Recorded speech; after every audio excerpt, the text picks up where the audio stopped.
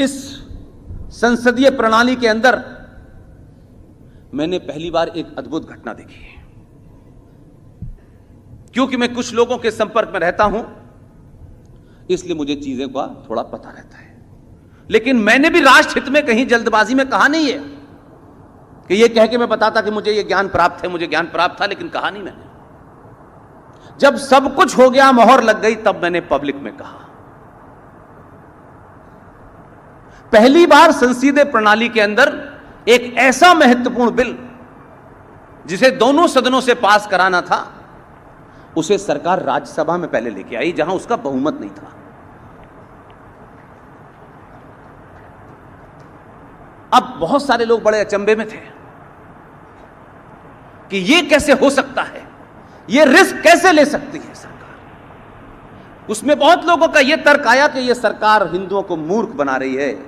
कह दे कि राज्यसभा में गिर गया और फिर कहेगी कि राज्यसभा में हमारा बहुमत नहीं था, अब हमें राज्यसभा में बहुमत दीजिए। बहुत सारे लोग जल्दबाजी में थे, बड़ी जल्दबाजी में थे, लेकिन राज्यसभा में बिल पास हो गया, बहुमत से पास हो गया। और ये वो जानते थे कि लोकसभा में तो हमारे 303 अपने हैं और कुल मिला के 340 हैं।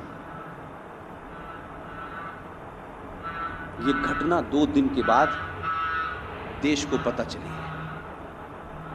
कि आखिर जो लोग बैठे हुए थे वहां, वो माइनॉरिटी में कैसे हो गए, वो माइनॉरिटी वाले मेजॉरिटी में कैसे हो गए। तो कुछ घटनाओं का जिक्र इसलिए जरूरी है कि आप अपनी सामूहिक शक्ति को बनाए रखिए। और यही शक्ति होती है कि इस बिल को राज्यसभा में लाने से पहले पूरे देश में सिर्फ 3 लोगों को पता था। क्योंकि सत्ता बदली है, व्यवस्था नहीं बदली है।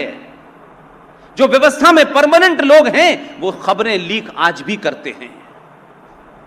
बहुत लंबे समय तक पुरानी सत्ताओं की उन्होंने दलाली की है, लिहाजा आज भी उनका कहीं कहीं इंफॉर्मेशन पास करते हैं। इसलिए 2014 में एक भेजा, 2019 में दूसरा भेजा। और आपको लगा कि यह अकेला पड़ गया, इसकी भाषा कोई समझ नहीं पा रहा है क्योंकि ज्यादातर इधर के हैं। आपने जब 2019 में उससे भी ज्यादा खतरनाक को भेजा, तो खतरनाक को यह समझ में आ गया कि मुझे क्यों भेजा है। मैं गीता का पाठ वाठ तो करता नहीं हूं भाई, ये तो उसने सोचा कि ये तो करने आया नहीं हूं मैं, मेरी जो पहचान है मैं वही करता हूं ना। फिर उस शख्स ने भारतीय संसद की परंपराओं को ध्यान में रखते हुए पुरानी किताबें पढ़ी। उसमें यह लिखा था कि भारत की संसद के जो नए नए चुन के एमपी आते हैं, जिनका एमपी बनते ही पासपोर्ट बनता है, उनसे कहा कि आप नीदरलैंड जाइए और वहां की पानी की व्यवस्था देख के आइए। ऐसे मिले जुले डेलीगेशन जाते रहते, कोई नई बात नहीं है। 2 महीने पहले उसने तय करा आप फला फला दिन जाएं, आप लोगों का सब कुछ तय हो गया है। जाने से 2 दिन पहले उन लोगों ने पूछा, इसमें कोई भाजपा का एमपी नहीं है? उसने कहा मोदी जी ने कहा है सबका साथ सबका विकास। और आप उसकी नियत को देखिए, इतना समझदार आदमी,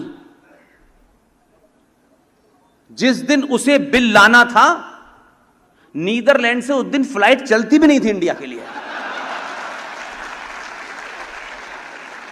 इसलिए जिसके बारे में जिक्र कर रहे थे होनहार पुत्र की, वो पुत्र पीछे देख रहा था और कह रहा था कहां गए वो लोग, मिले नहीं। और बहुमत से राज्यसभा